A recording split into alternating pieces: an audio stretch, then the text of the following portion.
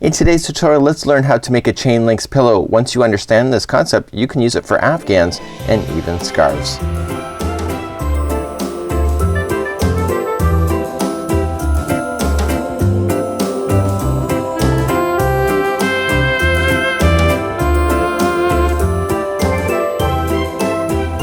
Welcome back to the Crochet Crowd as well as yarnspirations.com. I'm your host Mikey. Today we're going to learn how to do a chain links pillow, and this is a really interesting concept as you end up with a three-dimensional, it looks like a kind of like a braid coming up from the work, and this is really quite simple. Now yesterday, and I know this is kind of crazy, but this concept has been around for a long time. I've never tried it until yesterday and I'm totally hooked on it.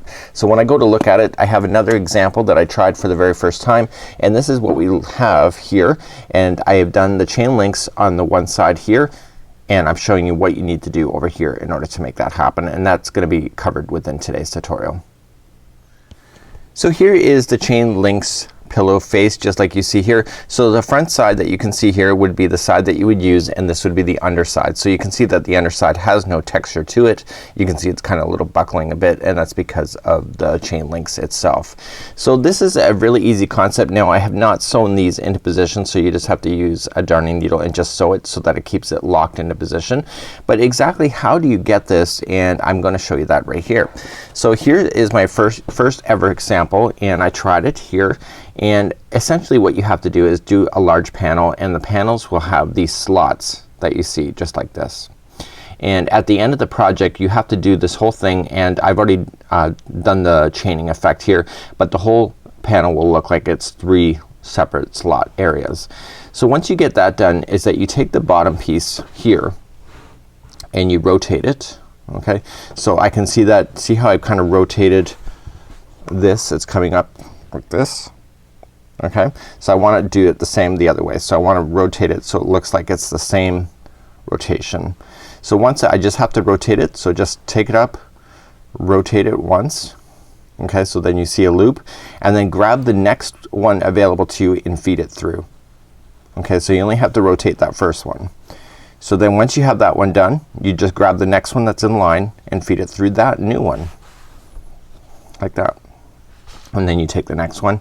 And so basically most of the work is in just creating this panel in order for you to do it, and the fun part is right at the end where you go to put all of these chain spaces that you see through each other like that, and you keep feeding.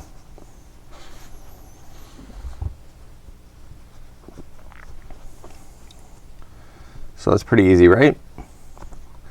So I'm going to be covering today on how to make this panel, and the panel is really quite simple. Now in the main tutorial project that you saw, it was just one single color.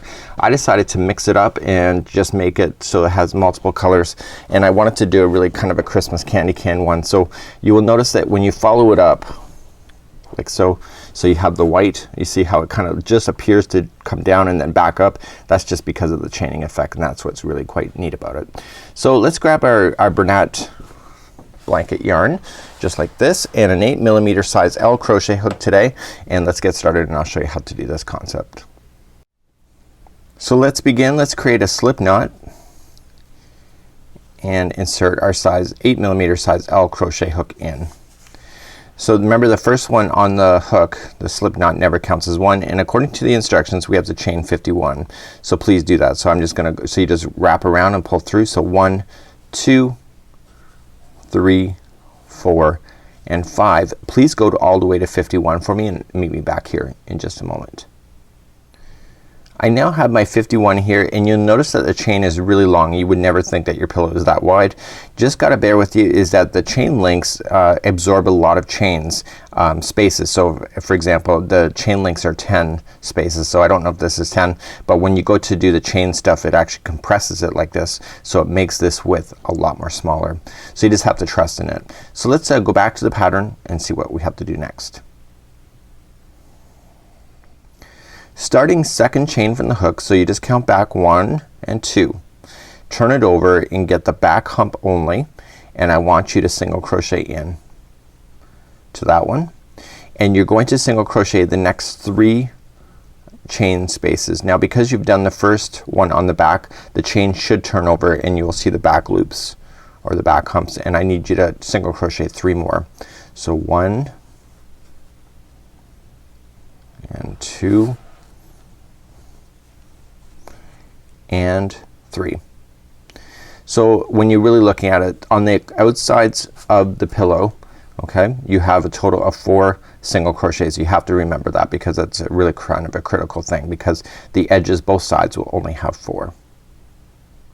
Now continuing along the chain, in the next 10 chains you have to slip stitch. So going into the next chain, just put your hook in, pull through and through, and count those to 10. So 1, go to the next one, slip stitch for 2, next one, 3, 4, 5, 6, 7, 8, 9 and 10. So you're gonna notice right off the bat is that the single crochets will appear taller than the slip stitching. That should be normal. So this gives you a good indication on what's going on. So now you're in the middle of the pillow. So this time you have to go to the next chain and single crochet 6 in a row. So 1, so single crochet, go to the next one is 2, it's 3, 4, 5 and 6 is your last one. So when I look at the pillows, so let's bring it back. So you can see that it's gone from thick here, it went thinner as we did the slip stitch, and we're back thick again. So what you're looking at here in the pattern is that we have our 4 on the outside. Your slip stitching of 10 is this entire chain area space right here, and then the 6 is right here, is in the space in between these chain spaces. So when you look at this pillow, you're gonna have a 4, you're going to have a 10, 6, 10, 6, 10 and 4, and hopefully that makes sense to you. So let's come back to our project and let's pick up where we left off. So now that we have our 6 single crochets, the next 10 are going to be slip stitching. So just coming into the next chain and slip stitch the next 10. So 1, 2, 3, 4,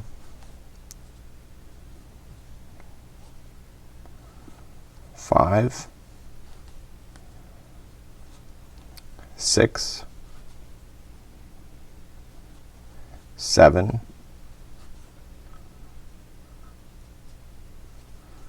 8, 9 and 10 is your last one. So now we're going to do another 6 single crochets. So you can kind of see it's gone bigger, it went thinner as we did a slip stitch, we went back to 6, and now this is your 10. So the next 6 are going to be single crochets. So 1, 2, 3, 4, 5 and 6. And then we're going to do the slip stitching for another 10. So let's come back in and slip for another 10. So 1, 2, 3, 4, 5,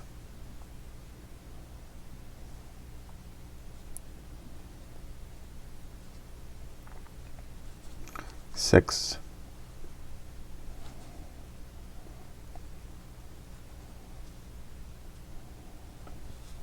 7.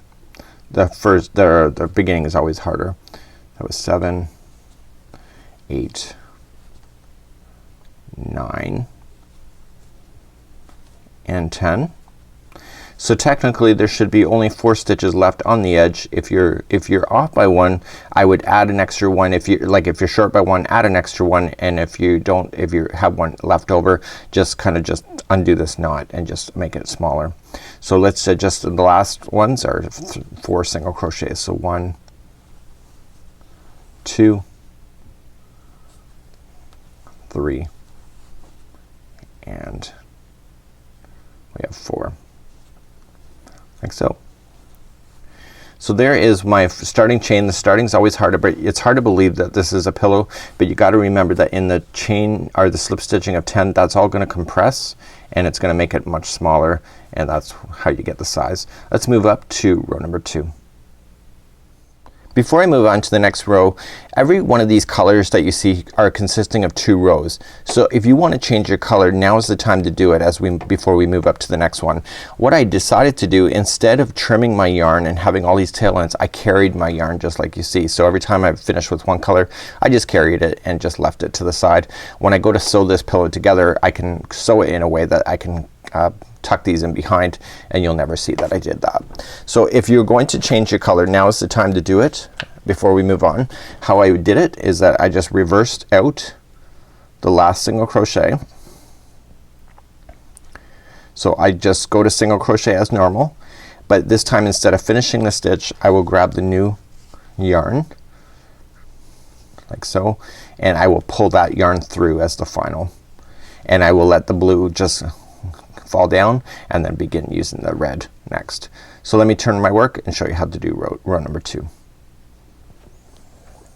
To do the next row, we're just going to turn our work, and we already know that there's 4 single crochets on the edge, and then we have the 10 here, and then the thickness here is 6. So we just got to keep in mind that we need to keep those counts. So now that I'm ready to go, so I'm gonna chain 1 first, and I'm going to single crochet into the first stitch. So that's 1, and then I'm gonna do the next 3. So 2, so there should be a total of 4. That's why I'm counting like this. 3 and 4. Okay, so that satisfies that edge.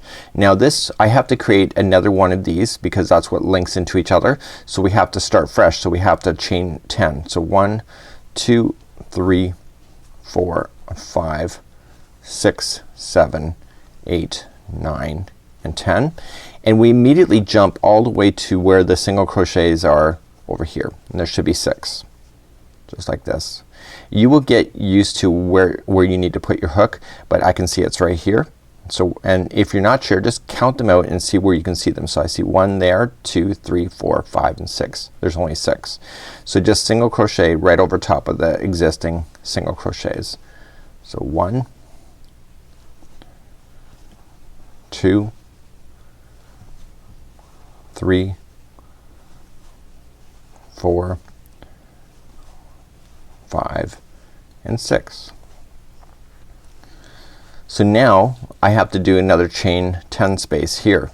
So we just again just chain 10. 1, 2, 3, 4, 5, 6, 7, 8, 9, and 10. And then I just come back, skip all of the 10 slip stitches that you just did there, and come into the next 6 that you see over here. So 1, 2, 3, 4, 5, and 6. Again, just look at your work and get it as close as you can to where you think it's gonna work. I find this pattern is very forgiving in that way. So 3, 4, 5, and 6. Okay, you have another chain 10 space here, so do chain 10. 1, 2, 3, 4, 5, 6, 7, 8, 9, and 10. And then just skip all these 10 here and go into the final 4 stitches that you see. Okay, so this is the other side. So 1, 2, 3, and 4. So now that we're done row number 2 that you see here, you can see that you have your chain spaces here, and we are always changing color on the same side. So in order to change color, I have to come back 1, but I'll show you what we need to do in the next step because we're not quite done with this new space. We need to make it as thick as the one that you see. And we'll start row number 3 next. Okay, let's turn our work and begin row number 3. So we start off and we have 4 single crochets on the edge. We know that these are chain 10 and we know that these are 6, and we continue that same patterning going all the way across. So to begin this row we chain up 1 first and then single crochet into the 4 single crochets. So 1, 2, 3 and 4. So now that we're at this chain 10 space, each one of these are going to get a slip stitch. So just start in the first chain and slip. So just through and through. So 1, and I count them to make sure I get them all. So 2, 3, and I'm only going into one strand if you saw it. It's 4, it's 5, 6, 7, 8, 9, and I was going to the last one, and is 10. So now you have your 6 single crochets. So if you're short, for example, you went across and all of a sudden you're realizing that you missed something or something is not right, I wouldn't worry about it too much. I think you can get away with that pretty easily. I wouldn't make that mistake a lot, but you can do it. So now you have your 6 single crochets here. So just coming into the first one. So 1, 2, these are single crochets, 3, 4, 5 and 6. And now you're back on the chain 10 again. So just kind of just manipulating it a bit and going in and slip stitching for 10. So 1, moving down the chain,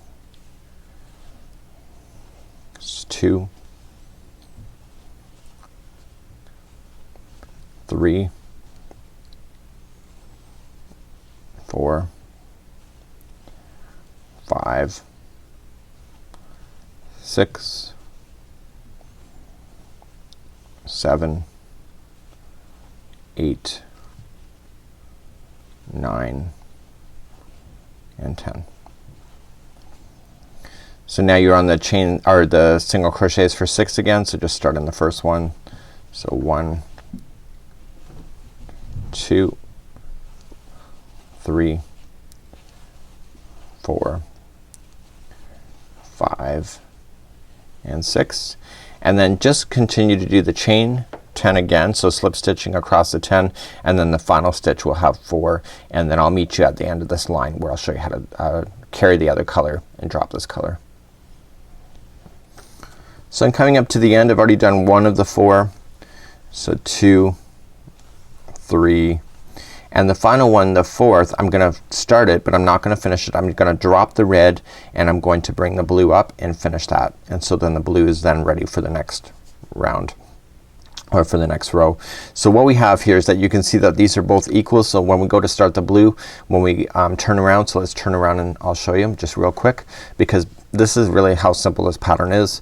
So we're just going to just chain up 1 and begin again as what you already know. So there's nothing more complicated to this pattern other than what you already know. So 1, 2, 3 and 4, because that's only 4 on the edge, and then this is your chain 10 again. So you're gonna start a new one. So 1, 2, 3, 4, 5, 6, 7, 8, 9 and 10, and then just jumping off over all the space and just getting into your 6 single crochets that are waiting for you on the other side. So 1, 2, 3, 4, 5 and 6, and then begin again. So chaining your 10 and then continuing that all the way across. So you would continue to work up the project like it states in there, and it says repeat the last 2 rows. So we just have to keep repeating until we have a whole whack of these. So let me bring up the other sample and show you how to make the chain links once again. Okay, so once you get to the total height that you need, and I think this is a little bit short for the height just so that you're aware, so if you're counting the amount of stripes I think it has to be a little bit taller, but for tutorial reasons I can show you what to do next. So you're gonna have this panel and it's gonna have 3 sets of slots that you see. Okay, so let me hold that up. Do you see that? Okay, so you're gonna have 3 slots and now it's time to make the chain link effect. So just choosing any one of them, determine which one is the bottom that you're gonna start with, and once you start with that one you just have to maintain it so the next one is the bottom, and etc. We're gonna work our way upward. So you're just gonna take the first, okay, the first thing and just turn it around. So just pick it up and turn it and it will have a loop. Okay, so it'll cross over like this. Okay, you're gonna take the next one that's in sequence, so this case this is white, and you're going to pull it through that loop. You don't have to twist it, you just have to pull it through. You go to the next one that's in sequence, pull it through. Okay, and I'm kind of pulling on it snug, so go to the next one and keep pulling through. And I'm gonna work my way all the way up. As you can see, this does not take any time at all. And the nice thing about it is that when it gets to the top you can just let it go, but you're going to need to sew it into position, the final one, so that it doesn't unravel all the way back on you when you're going to actually use the pillow. So it'll hold itself though while you're in the making stages, just like this. Okay, so then you can see that the size just changed because you've gotten rid of all this space and now it's compressed it. So you will sew then this piece and just sew it right to the top using the same color so you don't see it, and then this maintains itself. So you just go to the next one, again looking at how you twisted it, so you see that it comes up around through. So I wanna do the same thing, so twist it first, next one is through, and just keep doing that all the way up.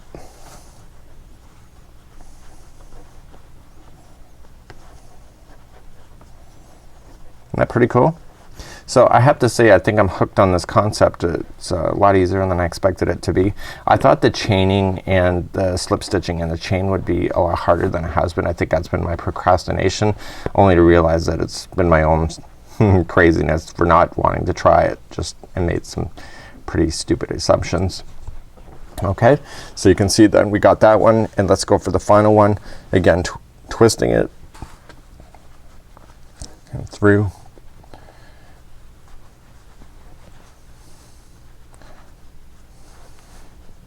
So you can do this concept for afghans and scarves and a lot more. You just have to make sure that you have that chaining of 10 spacing that works, and just be prepared that when you go to do this whole concept that you have to be a lot wider, because it's really gonna suck in the width once you do this chaining effect. Okay, so I've gone all the way to the top, so I've done the whole thing with you on camera, and you can see that it's all been nicely braided. So this is a really cool concept. So you have to do 2 of these, then you just have to go around the outside, sew the panels together, and then once you have your final side open, slide in your pillow form, sew it shut, and then you'd be good to go. And this would be a really kind of a cool gift, as well as a home decor item within your home. So until next time, it's Mikey on behalf of the Crochet Crowd, as well as yarnspirations.com. Stay tuned for more free ideas and more coming up real soon. We'll see you.